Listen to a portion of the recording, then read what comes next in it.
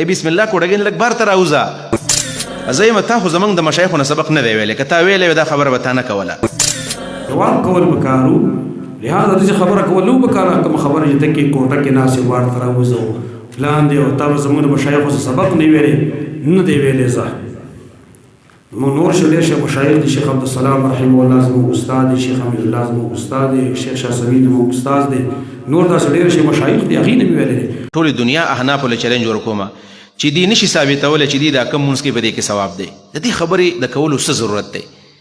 یعنی کم مونږ چې دی بغیر د رفع الیدین نه کوي دی نشي ثابتولې چې بده کې څه خصوصي ثواب دی د دې خبرې ضرورت نشته دی دوباره تعمیر د اسلام دا الحمدلله الله د امام ابو حنیفه رحمه الله دغه شاګردانو په لاس باندې کړی دی داسې قسمه خبرې کول دا افتراق خوره افتراق تا مسلک حنفیت دی او په هغې اعتماد ډېر زیات دی ته چې وایې یاره د فرقواریت خورئ دا ته چې ځان ته حنفي زوتی دا فرقواریت نه دی ولې د فرقواریت څه شی ځخکر لري چې ته ځان ته وایې چې زه حنفي یم او د حنفیت دپاره کوشش کوي او شپه ورځ لګیا و ته دومره دې خبره باندې قارم شوې غوسه هم دله پې درله چې زما جواب دی وکړو خو دا خو دلیل دی چې ته هم فرقواریت خورئ که نه په کار ده ورته خاموش شوی وې تا به ویلي وې چې دا د یو تحقیق و یو خبره او بس ویې کړه خاموشه پاتې شوې ته اوس زما جوابونه چې شروع کړه دا خو دلیل دی چې ته فرقواریت خورئ چې سړی وچاره رب الیدین کول شته دا ډېر وړې خبرې دا لاسه خبرې دي نه امین تیز وایه او یا په قلاره وایه او لاس هغه څنګه چې پهلې تولو پیر بولو چې اول خبره تله د هغې نه پس بیا د دې خبرې څه ضرورت دی چې سړی وچاره احناف په دې خپل خبره باندې دلیل نشي پیش کولی دې ته جرأت وي دا د خپل حیثیت نه غټه خبره ده د خپل حیثیت نه غټه خبره یو خو تا سبقونه په هغه ځای کې ویلي دي چې هغوی دا خبرې چاته نه دي کړي اهل الحديث شد تقلید پلار زیغلی ځان په اورسي نو رفع الیدین متعلق موږ یو خبره کړې وه داسې خبره هم کړې وه چې رفع الیدین په دې کې ثواب دی او نه کول چې کوم دی جایز به وي او لکه ثواب پکې نشته او د هغې موږ دلایل ذکر کړو چې دا عمل دی په عمل باندې ثواب ملوي په ترک د عمل باندې ثواب نه ملوي په ترک د عمل الله ثواب ملوي چې کله عمل کول مکروه وي او یا حرام وي نو دی په ترک باندې صحیح ته ثواب ملوي دا خبره واضح خبره وه چونکې هغې کې بعضې ملګرو دلته یو سوال راولګي نو باید کې موږ یو خبره داسې تیزه وکړه او دا سیمې چې زموږ ټول حنفیت د چیلنج د چې دا ثابته کوي او داسې موږ ویلي چې که څوک دا ثابته کړي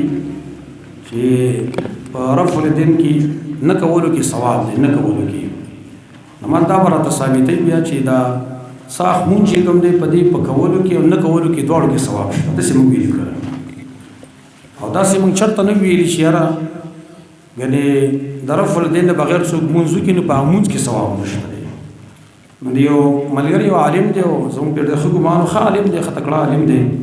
ښه سړی دی زموږ د ملګرو پرې ډېر ښه ګمان هم دی او د حدیث ملګري دغه بیانونه هم شیر کوي نو هغه څه ګیله کړې وه او زمونږ هم ګیله پیدا شوه هغه ګیله کړې ده یو خدا ویلي دي څو خبرې پکې وکړي چې ده دا ویلي چې په دغه مونځ کې ثواب نشته نه هغه الله نه ویلېږه زمونږ خبره راول واوره زمونږ خبره څه کړې ده نن خبره داسې کړې ده چې په ترک د رفع الیدینو کې ثواب نشته داسې موږ نه دي ویلي چې په دغه مونځ کې ثواب نشته دا به زه ویم چې په رفع الیدینو څوک بغیر مونځ وکړي نو پای کې ثواب نشته نه نه مونځ خو ټول ثواب دی خو د دې داسې مثال دی ما په د رکوع کې سبحان ربي العظیم 3 ځلې ویله او تا پکې 10 ځلې ویله زما ثواب کم دی ستا ثواب سیوا شو که نه خو چې یو سړی پکې سترې بوده ونه وي نو دا خو ما نه دي ویلي چې کنې د دې مونځ ثواب نشته صحیح مونځ ثواب شته د مونځ ثواب خپل ځای باندې دی خو البته دومره موږ ویلي چې د رفع الیدین نه کولو ثواب نشته داسې موږ ویلي نو هغه عالم داسې خبره وکړه چې ډېر خبر شوم چې هغه سره د علم ناظم هغوی چې بې تحقیق ته خبره وکړه بې تحقیقه خبره وکړه بې تحقیقه سره خبره کوي سره د رفع الیدین نه مونځ کول چې کوم دي د رفع الیدین ثواب لږ سیوا دی او چې څوک یې ونه کړي نو لکه دغه رفع الیدین ثواب چې کوم دی هغه ته بېلاو نشته داسې نه دي ویلي چې کنې مونځ یې بلکل ثواب پکې مانځه کې نشته نه لږ تحقیق کوه لږ خبره چې کوم صحیح کوه سړی عالم هم وي او داسې ورانه خبره وکړي نو دا سړی په دې باندې ګناهګارېږي نو یوه خبره پیدا کړې دا موږ چېرته نه دي ویلي چې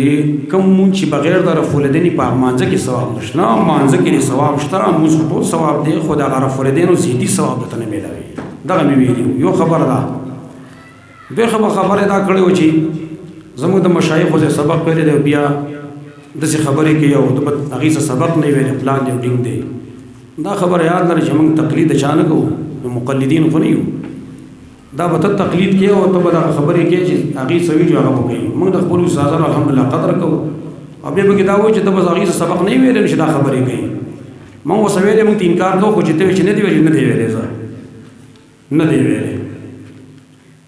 خو موږ ویلې موږ یې منو، الحمدلله زموږ استادان دي، موږ یې قدر په احترام او ښه حوالې پرې ورکوو.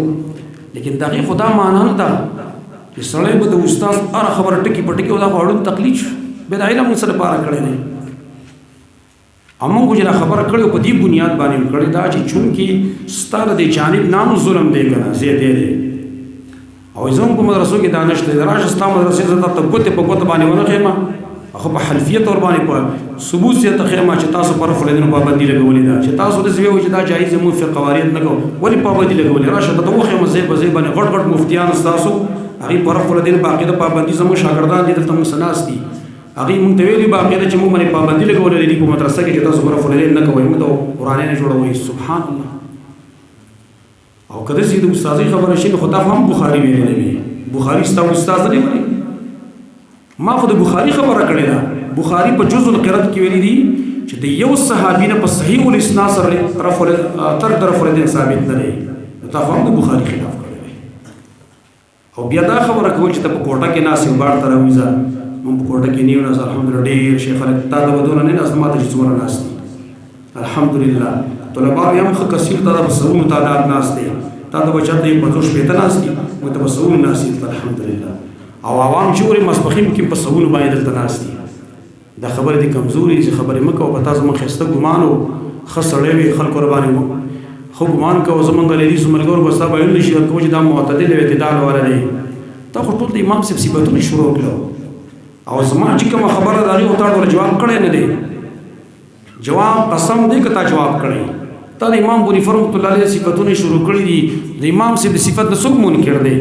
د احنافو د قربانو نه څوک منکر دی؟ د یې قربانۍ موږ منو، د امام صاحب موږ قدر کوو، احترام یې کوو، عزت یې کوو. لیکن زما چې کومه خبره د هغې خو تا ډوله صحیح ولې جواب ونه کړو، تا صفتونه شروع کړو. نو زه به تا ته د رسول الله صلی الله علیه وسلم صفتونه شروع کړم اوس، او زه به تا د صحابه کرامو صفتونه شروع کړم. نو صفت خو جواب نه دی، جواب کول پکارو. لہذا داسې خبره کول نه پکاره، کومه خبره چې ته کې کوټه کې ناست یې وار ته راوځو پلان دی، او تا به زموږ د مشایخو څه سبق نه ویلی، نه دی ویلی. زه نور ډېر ښه مشایخ دي، شیخ عبدالسلام رحمه الله زموږ استاد دی، شیخ حمید الله زموږ استاد دی، شیخ شاه سمید زموږ استاد دی، نور داسې ډېر ښه مشایخ دي، هغې نه مې ویلی دی. دغه زمانه دغه هم زما استادان دي، خو که ته مې ترې خارجه شو خارج مې کړې زه. او زه به داسې ویم چې ته دغه خبره ما باندې الزام لګې چې تا به زموږ د مشایخو څخه ته به زموږ د مشایخو څخه داسې خبر سبق نه ویلی، ځکه داسې خبرې کوي. زه یم تا به بخاري نه ویلی، ځکه ته داسې خبرې کوي. تا بخاري نه دی ویلی، تا حدیث سم نه دي مطالعه کړي، تر مسلې تحقیق وکړې، انشاءالله ته په دې خبر باندې پوه شې. خبرې که زما سختې وي خفه کېږه بې ما، خو لیکن ستا نه خبرې دا صحیح نه وي، یو د راباندې الزام لګولی دی، دروغ دې راباندې ویلي دي، د الله نه ویرېږه. دروغ دې راباندې ځکه ویلي چې ما داسې نه دي ویلي چې احناف چې کوم مونځ بغیر د رفع الیدین نه کوي، په دې مونځ کې ثواب نشته. نه نه، ما د مونځ خبره نه ده کړې، ما د رفع الیدین خبره کړې ده چې دغه رفع الیدین پکې ونه شي، د رفع الیدینو چې کوم ثواب دی هغه میلاو نه شو. او د احنافو قربانۍ نه زه ښه خبر یم، زه بې قایل یم، موږ یې قدر کوو، احترام یې کوو. او ته اوس خلکو ته دا تصور ورکوې چې بس د دې دا خبره صحیح ده،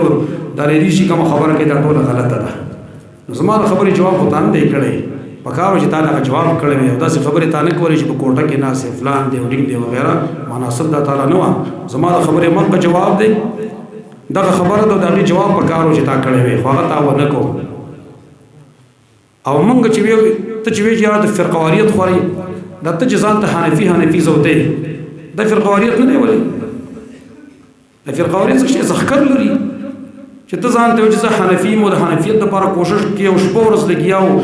ته دومره دې خبر باندې قارم شوې، غوسه هم دله پې درله چې زما جواب دې وکړو. خو دا خو دلیل دی چې ته هم فرقواریت خورئ که نه، په کار ده ورته خاموش شوی وې. تا ویلي وي چې دا د یو تحقیق یو خبره او بس وکړه خاموش پاتې شوی ته اوس ما جوابونه چې شروع کړه دا دلیل دی چې ته فرقه واریت خورې هغه ګوړه کې زهر ته ورکې الزام په ما باندې لګي ځان په ګوړه کې زهر ورکې ما باندې الزام لګي حنفیت د بار تصور ته او فرقه واریت زخرما زخو که اهل الحديث یم زما مذهب سره قران او حدیث د اتفاقی شی دی او دا نور څلور دغه فرقه واریت خو تاسو خوروي فرقه واریت په خپل خوروي دا حنفی دی دا شافعی دا مالکی دا حنبلی دا تقسیم چا کړی دی مون خدای تقسیم ختم دا تقسیم تاسو راټینګ کړي نو په خپل خبره سوچو چې فرقه واریت سو خوري او ډله بازی سو خوري قران او حدیث سره شی له هغه خبره دا مناسب نه وجه تعالی دا غړي وي الله نبی ریګا او زه خبره تحقیق وکم او کما ویلی نو په دی وجه باندې ویلی دي چې تاسو په مدرسو کې زمنګ په ملګرو پابندي باقاعده لګول شوی چې دا تاسو ډله بازی دلته کوي رفع الدین باندې کوي چې جایز به پابندي ولې لګیته او زه ته خودلې شم چې مقرره زه به ته وم خیمه ان شاء الله تعالی دا خبره وضاحت مې دې لپاره کوم